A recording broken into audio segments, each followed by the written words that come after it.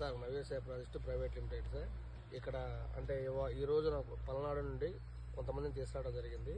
గత 6 నెలల క్రితం నేను వచ్చా, కానీ ఇంత ఏపుకు నాకు అనిపించలేదు సార్. ఈ రోజు నేను వస్తే 6 నెలల తర్వాత కాడిమాన కూడా చాలు సార్. ఈ లావు చూడండి సార్, ఒకసారి మొత్తం చూడండి సార్. దీంట్లో నేను ఏ వెంచర్ కనీసం వేరే కంపెనీలో కూడా తిరిగా సార్ నేను. అయినా కానీ ఇంత మెయింటెనెన్స్ కానీ ఇంత క్వాలిటీ కానీ ఎక్కడ ముద్ద వచ్చింది ఎక్కడ లేదు సార్. ఇది ఎక్కడ చూడలేదు. కానీ ఒక నవ్యసాయ ప్రాజెక్టులోనే ఈ కంపెనీలోనే మెయింటెనెన్స్ కానీ సార్ ఇలా ఈ చెట్లు కాండం రావడం కానీ నేను ఎక్కడా చూడలేదు సార్. అది మనం ఒక నవ్యసాయ ప్రాజెక్టుకే సరిపోయింది సార్. మన నారారెడ్డి గారికే సరిపోయింది సార్ ఇలా మెయింటైన్ చేయడం కానీ.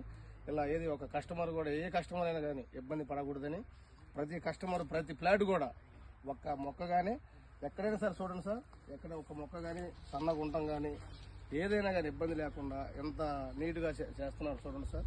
మెయింటెనెన్స్ చూడండి సార్, ఇలా కొమ్మలు కానీ కాండం ఎలా ఉందో.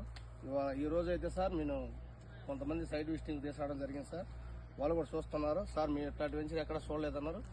కానీ మన వెంచర్లో సార్ ప్రతి వాళ్ళు చిన్న పెద్ద అనేది లేదు సార్.